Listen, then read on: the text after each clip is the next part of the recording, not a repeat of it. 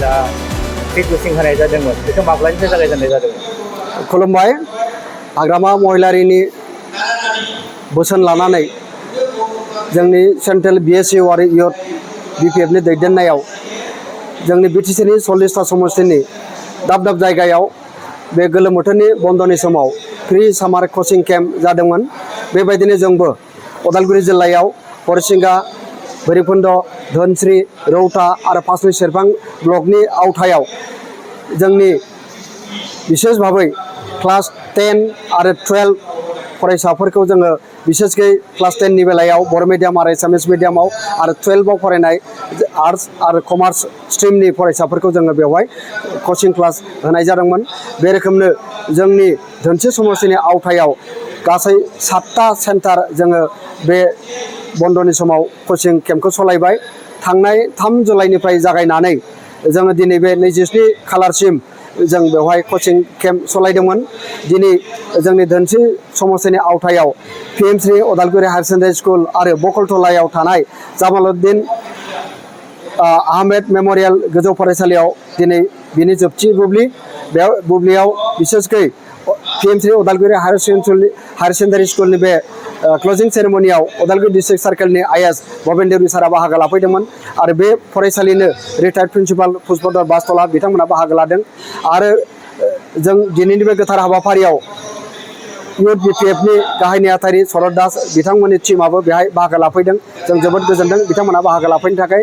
जोंनि बे गासै 7टा बे जोंनि कचिं केम्पआव 1000निबो बारा फरायसाफ्रा बेवहाय बाहागो लादों आरो 30निबो बारा फोरोंगिरिफ्रा जोंनि खावलायनायखौ लाखिनानै बिथांमोना जेरै क्लास 10 नि बेलायाव इंलिश, जेनेरेल मेथ्स, जेनेरेल साइन्सआव, एसामिस आरो बड'आव, बेबायदिनो क्लास 12 नि बेलायावबो आर्ट्स स्ट्रिमाव इंलिश, बेबादिनो इक'नमिक्स, एडुकेसन, पलिटिकेल साइन्स बायदि साबजेक्टआव बेवहाय फोरोंदों। आरो बेबादिनो कमार्सनि स्ट्रिमाव खालि जोङो एकाउन्टेन्सि साबजेक्टआवल' जोङो फोरोंदों।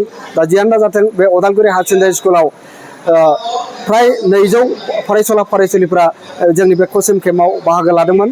बिनि थाखाय जोंनि कचिं केम्प दैदेनगिरिफोरनि जानानै बिसेसकै हाग्रामा महिलारिनि जानानै आरो BPF दोलोनि जानानै जोङो बिसेस भाबै जायफोर फरायसुला फरायसुलिफ्रा बे कचिं केम्पआव बाहागो लाबाय बिथांमोननिसिम जोङो साबायखर होदों। आरो जायफोर फोरोंगिरिफ्रा जोंनि खावलायनायखौ मान होनानै बिथांमोना फोरोंफैबाय बिथांमोनखौबो जोङो साबायखर बावदों।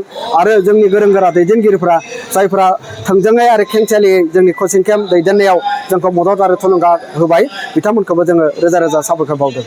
बेवहाय बेसेबां फोरोंगिरिफोर थिसननाय जादोंमोन बे मिरुआव? जोंनि बे PM3 उदालगुरि हायार सेकेन्डारि स्कुलाव 9 फोरोंगिरिफ्रा गुबुन गुबुन साबजेक्टआव बिथांमोना फोरोंदों। दा जों बिथांमोनखौ जोबोरैनो बिथांमोननि जे बाया मोजोमा फोरोंफैनाय जों जोबोद बाख्नायदों आरो जों मिजिंथिदों बिथांमोना जिबायदि फोरोंफैदों बेवहाय जोंनि फरायसुला फरायसुलिफ्रा जोबोद मुलाम्फा जादों होननानै जों फोथायदों। बे मिरुआवहाय फरायसा फरायसुलिफोरा मा बुंथि होदों? जों फरायसुला फरायसुलिफोरजों जेला जोङो एसे बिथांमोननि साननाय आरो दावगानाय बेखौ जोङो जेब्ला मिथिनो थाखाय बिथांमोनजों रायज्लायदोंमोन अब्ला बिथांमोना बे कचिं केम्पआव बाहागो लाफैनानै आरो जायफोर फोरोंगिरिफोरा बे कचिं केम्पआव गुबुन गुबुन साबजेक्टआव बा गुबुन गुबुन आयदायाव बिथांमोना फोरोंफैबाय बिथांमोना जोबोद मोजां रोखोमनि बिथांमोना सोलोंनो हादों आरो रोंदों होननानै बिथांमोना जोंनि सिगाङाव फोरमायदों। बिगोमाफोरा मा बुंथि होदों? आरो जोङो जायफोर फरायसुला फरायसुलिफोरनि बिमा बिफा एबा गार्जेनफोर बिथांमोना जेला जोङो सोंदोंमोन अब्ला बिथांमोना बेबायदि कचिं केम्प सालायनानै गावसोरनि फरायसुला फरायसुलिफोर गावसोरनि गथ' गथायफोरखौ जेला जोङो बेबायदि दाब दाब जायगायाव कचिं सेन्टार खुलिनानै फ्रि कचिं केम्प खालामनानै जेब्ला जोङो फोरोंबाय बिथांमोना जोबोद मोजां मोनदों आरो बाख्नायदों आरो गाव गावनि गथ' गथायफ्रा जोबोर सोलोंनांगौ आयदाफारियाव सोलोंनो हादों होननानै बिथांमोना जोबोद मोजां मोनदों। फैगौ बोसोराव नोंथांमोना मा खालामगोन?